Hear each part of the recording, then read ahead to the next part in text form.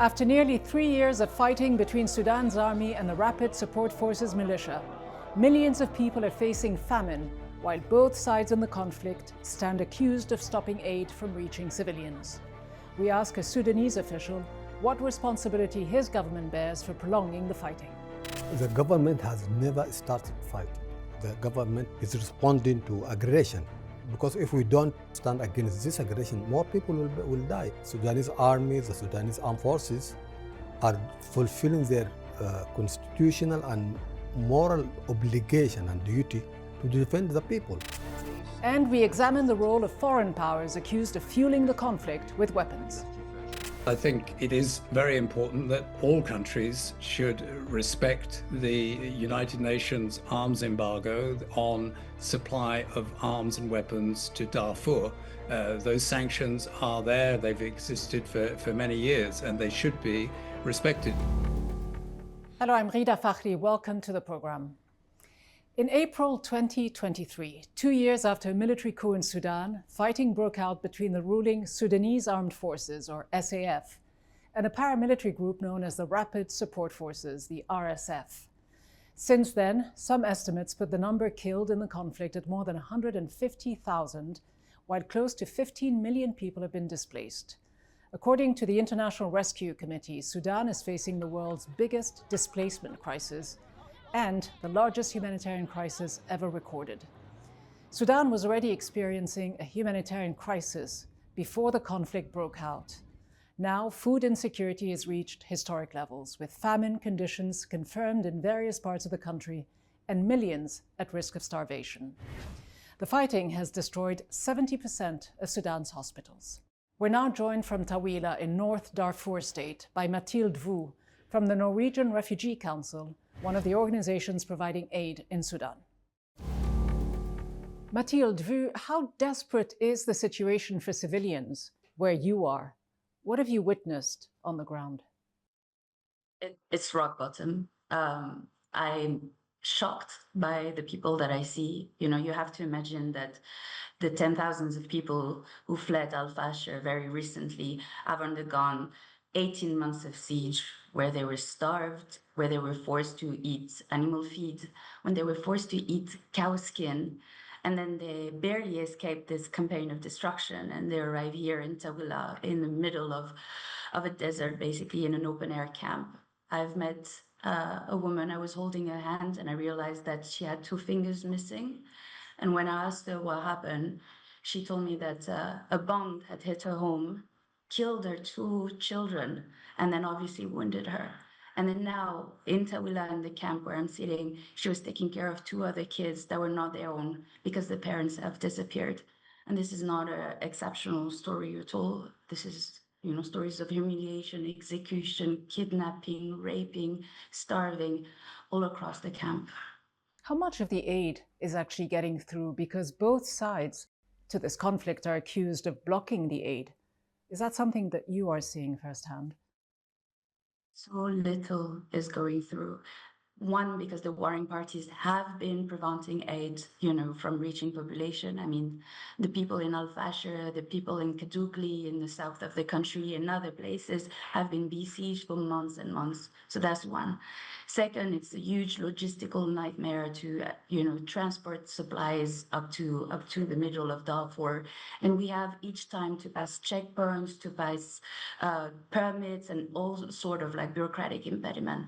And third, and this is not the least, is the funding. We're looking at 70% gaps for the entire 2025 years. So we're lacking funds. We have to make these horrible choices of who gets to receive aid, the person who arrived last week or the person who arrived last month, knowing that everybody is only surviving on 1 meal a day, sleeping in the open, sharing toilets with hundreds of people, and basically not having a decent life to survive.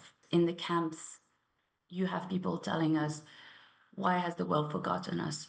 And frankly, the international community hasn't taken the measure of history, hasn't come up at high level, at leaders level to press the parties and the backers to make sure that there is protection of civilians, that there is humanitarian access, and finally, that there is enough resources for us to work, because everybody is depending right now on aid. And when aid doesn't happen, people die. And each side, of course, blames the other. Are both sides, as far as you can tell, committing atrocities? Atrocities have been committed all across Sudan since the beginning of the war, that is for sure. Right now, the siege of Al-Fashir has been committed by the RSF, and this is something that we have condemned. Now, what is very important is that the basics of international humanitarian law is respected, and this is not the case. Starvation used as a weapon of war, rape used as a weapon of war, all of these are pure violation of international humanitarian law. And sadly, we haven't seen any pressure, again, on the warring parties, on the backers, to stop this. Mathilde Veu, Advocacy Manager with the Norwegian Refugee Council. Thank you very much. Welcome.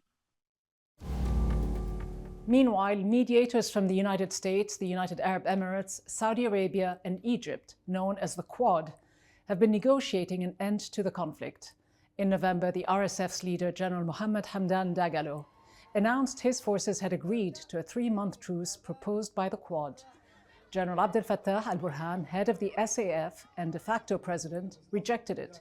He said it would, quote, effectively eliminate the existence of Sudan's armed forces. He also attacked the mediation role of the UAE. Khartoum accuses the Gulf state of supplying weapons to the RSF, which emerged from the Janjaweed, a group behind past atrocities in Sudan's Darfur region. We're now joined by His Excellency Ambassador Babikir Elamin, head of mission at the Embassy of Sudan here in London. Ambassador Elamin, we just heard about the desperate humanitarian situation in Sudan. It's been over 2 years now, and the fighting continues. At what point do the Sudanese armed forces, the Sudanese government, decide that it is time for a political settlement? Thank you very much for having me. Let me explain that what we are facing now is external aggression against our people, our state institutions, our infrastructure, and defending ourselves. When this aggression stop, we will stop fighting, actually. But what is the end game? Can either side win militarily? Of course, when you are faced with aggression, the question will not be whether you are going to win or not. It is your duty and your right to resist this aggression and to defend yourself.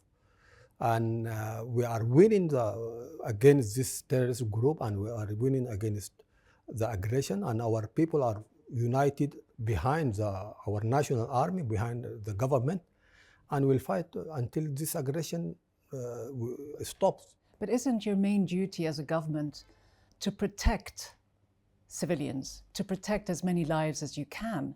How many more people will need to die before the government realizes that the fighting has to stop?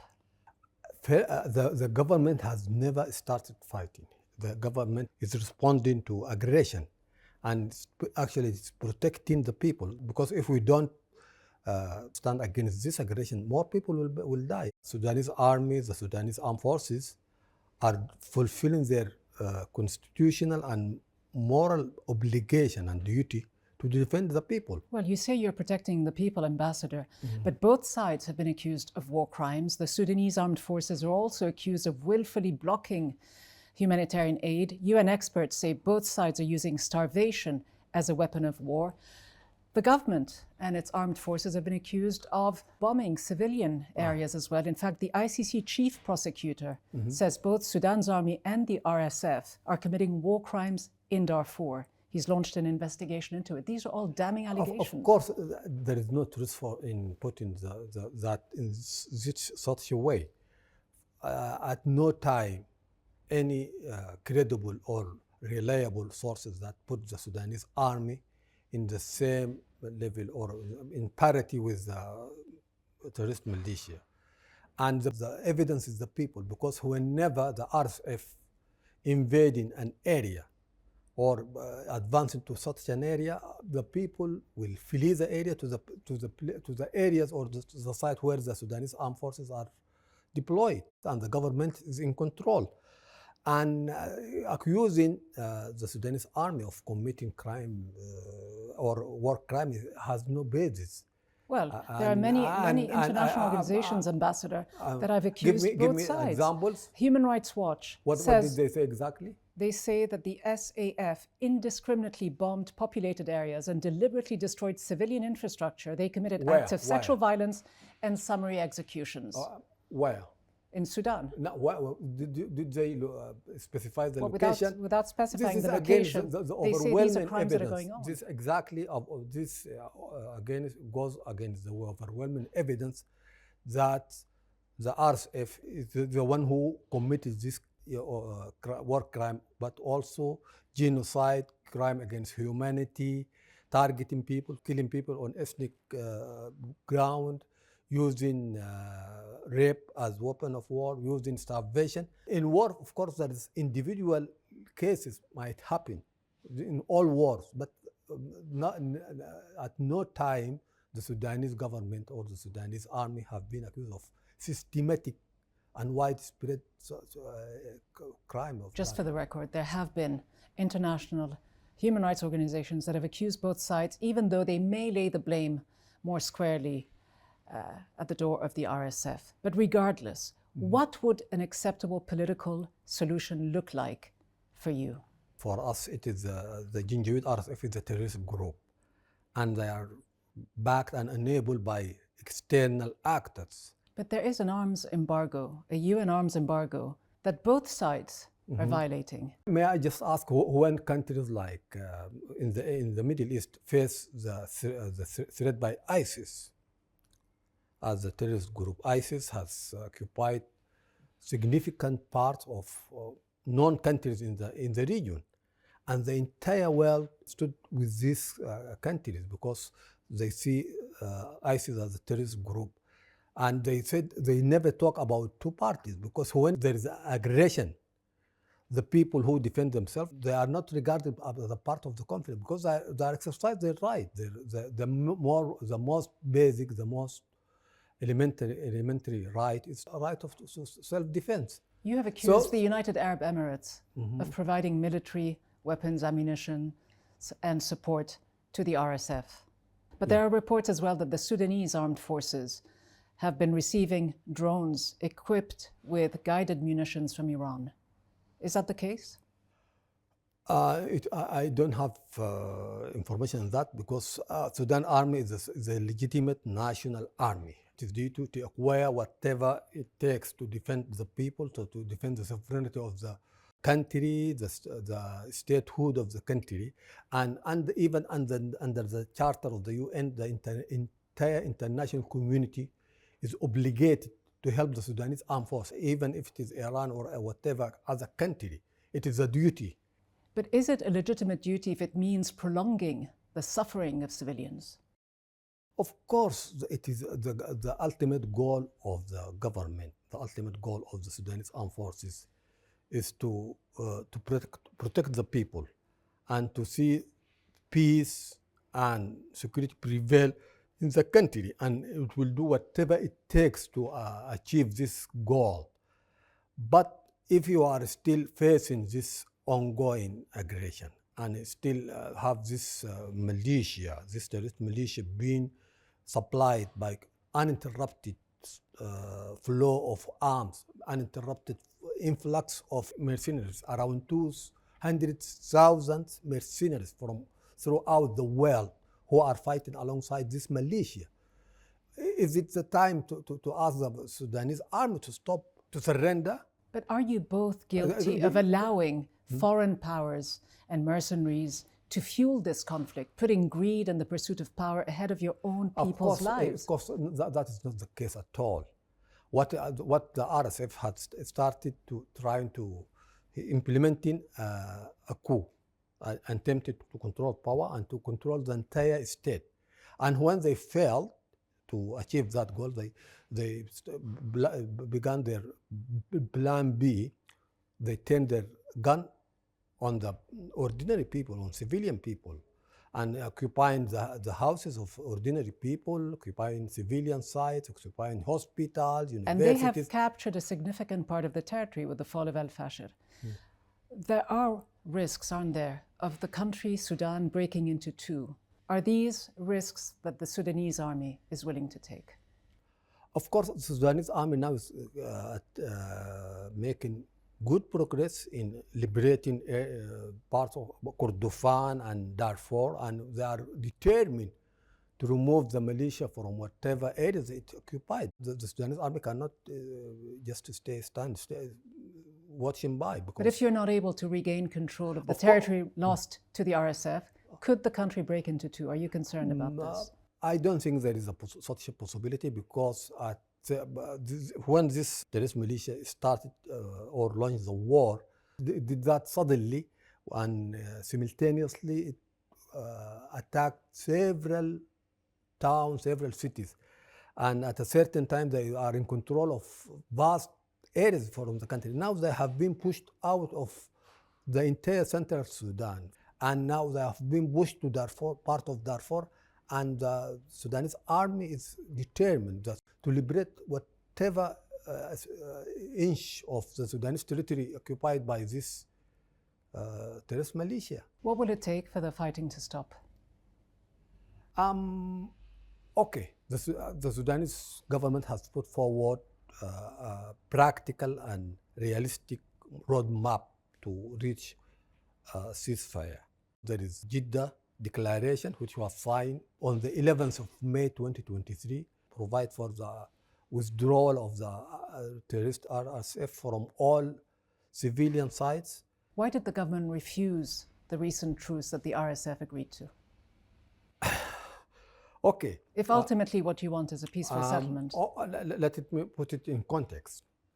Actually, we just want the international community to make sure that the decision 1556, that decision of the Security Council issued in July 2004, outlawing and prohibiting sending arms to the Janjaweed and asking the Sudan government to disarm the Janjaweed. We want the help of the international community in doing that. And that there is another decision, 1591, imposing embargo on sending arms to Darfur. We just want the international community to help us implement these two resolutions. And for quite a long time, the international community has done very, very, very little to make any change in that situation. Do you think things will change? Of course, things will change because of the determination and the will of the Sudanese people, the Sudanese armed forces.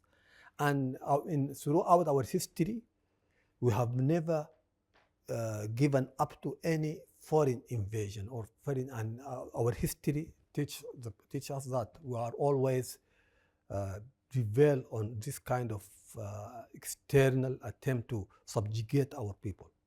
Ambassador Elamin, thank you very much. Most welcome. Now, Britain, the former colonial power in Sudan, has been involved in recent diplomatic efforts to end the war. But it has also been heavily criticized for supplying weapons to the UAE, which, according to the United Nations, have ended up being used by the RSF. Nicholas Kay is a former British ambassador to Sudan. He joins us now.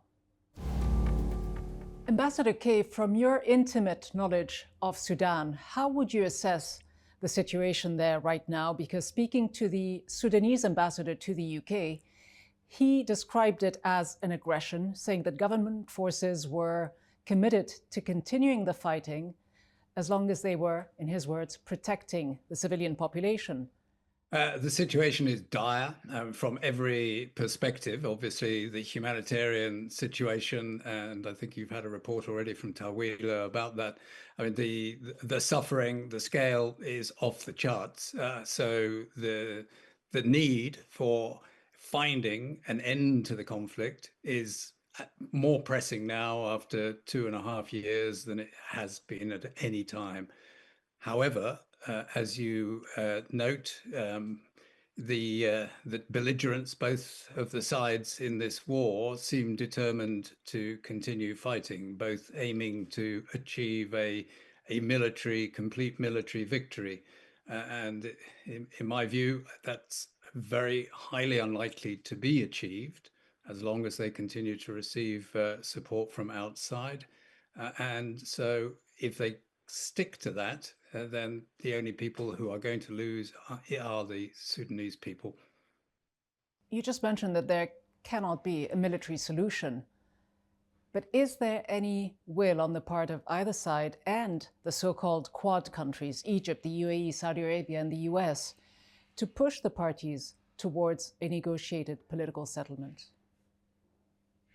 Yes, there is a degree of glimmer of hope, let's say, on the diplomatic front, which hasn't really been there now for more than 2 years since the first contacts happened in Jeddah in the summer of 23. At the moment, this Quad initiative and the renewed or first potential interest by President Trump in the situation there give some grounds for thinking that there could be a diplomatic and dialogue to resolve this conflict rather than a military solution. But do you believe that Quad countries genuinely want to see a peaceful settlement to this conflict when you consider that some of the Quad nations are arming one side against the other? You're right, and that's why the Quad format is important, because it brings together those countries who are backing one side or the other, the outside powers, the United Arab Emirates, Saudi Arabia, Egypt. So the right countries in that sense are there, because without them agreeing between themselves and ending their support for one side or the other, this isn't going to happen. What about the responsibility of other international players, particularly the United Kingdom, the former colonial power in Sudan? Has the UK been playing a constructive, impartial role in this conflict? I believe they have. It seems that their focus has been on the humanitarian aspects and keeping up their support for humanitarian efforts, and also trying where they can to push forward a political process. The former Foreign Secretary hosted a meeting in London, I think, several months ago. Well, the meeting they hosted in London, Ambassador, last April was a meeting where the British government invited the UAE, but not the Sudanese government. How do you explain that? Yeah, indeed, indeed, and that's was criticized obviously by the authorities in Port Sudan at the time, and one can understand too the same concern that they will have now about the Quad initiative, because it is an initiative that is outside powers, and that's why it's very important also, not just for the outside powers to agree amongst themselves a way forward with the roadmap, but also to facilitate the Sudanese to come together for a political process. Because finally, if the roadmap that has been set there by the United States, UAE, Saudi Arabia, Egypt, if that can take shape, then it provides for a 3-month truce, which will lead to a political process, and a political process in which, in the transition, it should be a civilian-led process and a civilian-led government, and neither of the belligerents, the Sudanese armed forces or the rapid support forces, should play a role in that political transition. For that to happen, Ambassador, just how important is it for countries like the United Kingdom to stop providing weapons and ammunition to other players who are accused of fueling this conflict? For example, the UAE. There has been evidence presented to the United Nations Security Council which indicates that British-made military equipment exported to the UAE has been found in Sudan in the hands of the Rapid Support Forces. I've seen those reports, and I think it is very important that all countries should respect the United Nations arms embargo on supply of arms and weapons to Darfur. Those sanctions are there. They've existed for many years, and they should be respected. And if there is a suspicion that they are being breached, and it would seem in all evidence that arms are arriving in Darfur, so they are being breached. Now, that should be investigated. If those countries supplying them have got those weapons from other countries and haven't declared where they are going to use them in the end. That also needs to be looked into. According to reports here in the United Kingdom, the government has continued to issue arms export licenses to the UAE, despite being aware of the risks of diversion to the Sudanese conflict zone. Between April and June of 2025, the UK licensed £172 million worth of military equipment to the UAE. I think every member state of the United Nations should fully implement the UN arms embargo and sanctions on Darfur, supply of weapons to Darfur. And it is incumbent upon the UK government, as it is upon any other government, to ensure that its actions in terms of exporting specific weapons or armaments is compliant with that arms embargo. Ambassador Nicholas Kay, thanks very much for joining us. Thank you. As the people of Sudan wait for relief and an end to the killing, every side shares blame for their ongoing suffering. Children are starving, families are breaking apart, and hope is slipping away. While the warring parties chase military victory and foreign backers fuel the fire instead of helping to put it out. And once again, the world watches in silence. From me, Rida Fakhri, and the entire team, thanks for watching.